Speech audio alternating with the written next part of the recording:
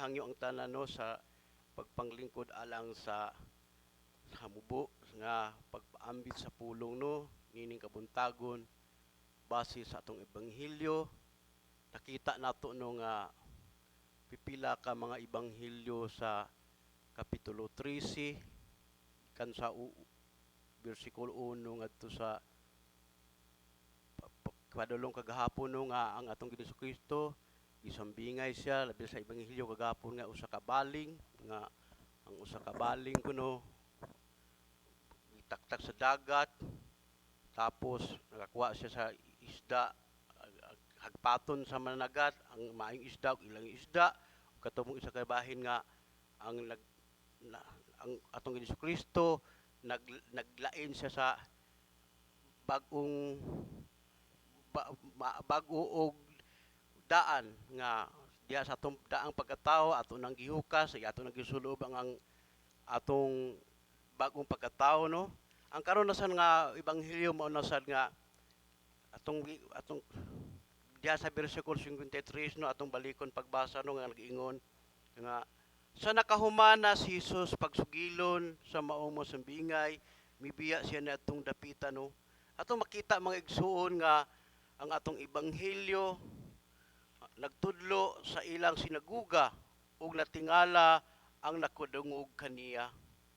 Siyang pagtudlo sa ilang lugar nga iyang gipuy-an ang mga tao dito dili mutuo. Atong hinumduman mga igsoon ilang gi-question or ang atong Ginoong Kristo sa iyang pagkatao labi na kay danang lugara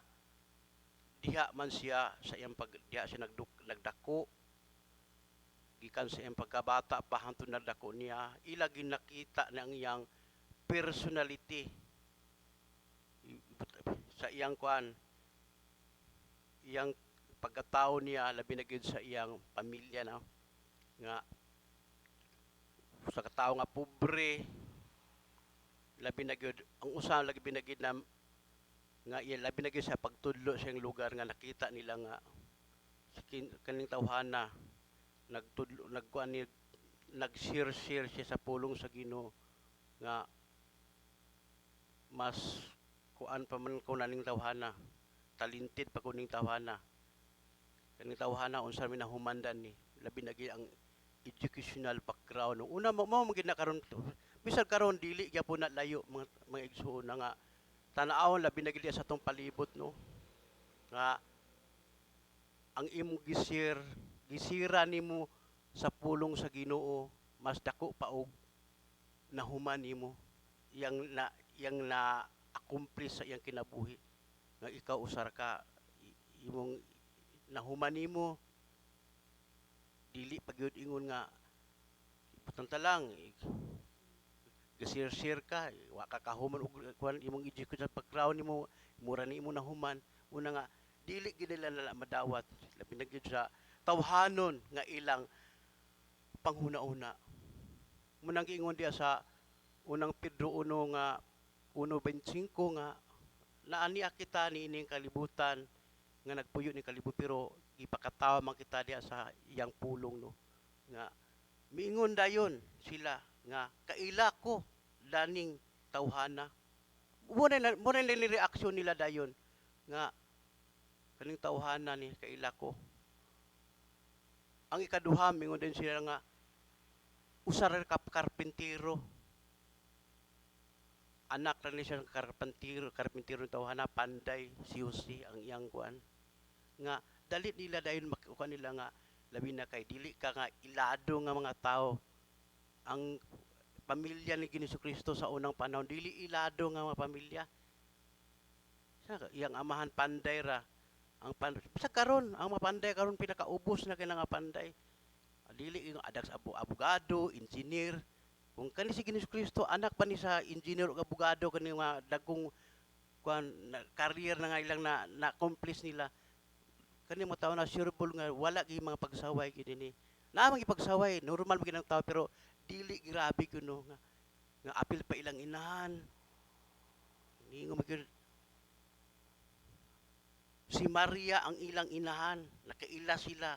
walay nalilong kay tinuod man na walay nalilong nila kay ngano gud diha man sa ilang lugar nga nagdako si Ginoong Kristo na ilang labi na gisayang pagpauli nakurat sila nga ngun ani ning tawhana uy kinsa ning tawhana mo man ni sa una labi ni kaungas karon nagkuan naman muna ang imong gisir nila katuan dili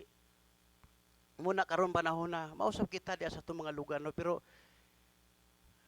ilang giapil ang iyang mga igsuon lalaki ug babae naaman dinhi magpuyo niingon pagyud sila ang mga taong dito nga lugar diin man niya kuha kining tanan ilang amin ko ng kaalam unsaon man nato pagsabot sa iyang milagro niingon siya sa base sa itong ebanghelyo nga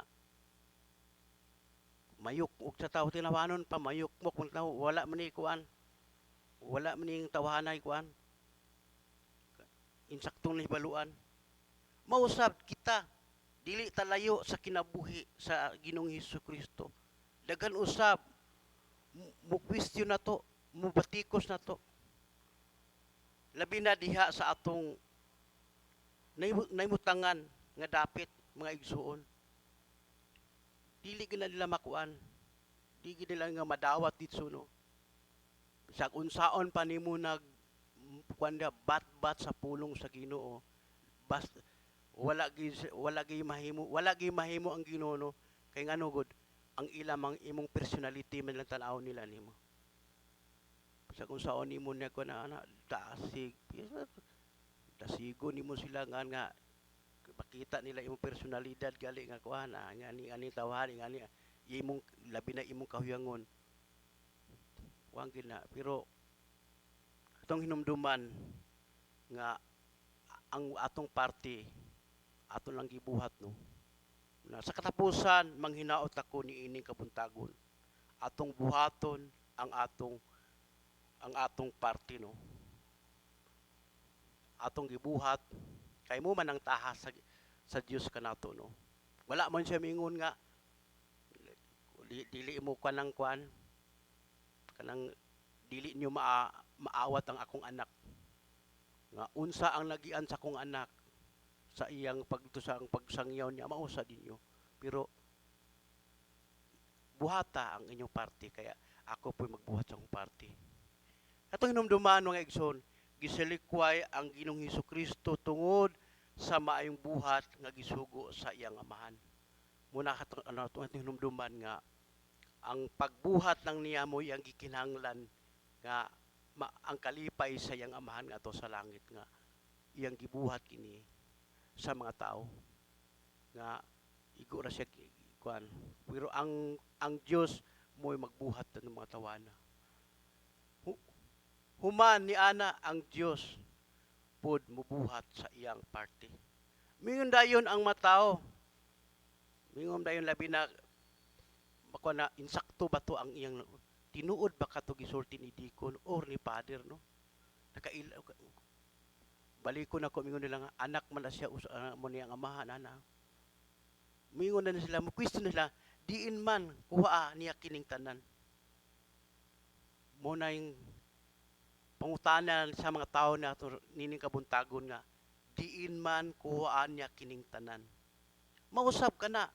nga pangutana sa atong tagsa-tagsa no sa atong pagbuhat mga igsuon diha sa kabuton sa Dios labi na gid sa atong mapadayon no nga pagpangalaga na dili kita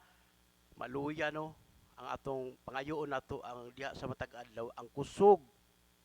og grasya og kalipay diha sa atong pagpadayon sa pagpangalagad amin ba ta mga igsoon mo na atong ebanghelyo gihangyo ang tanan sa pagpanindog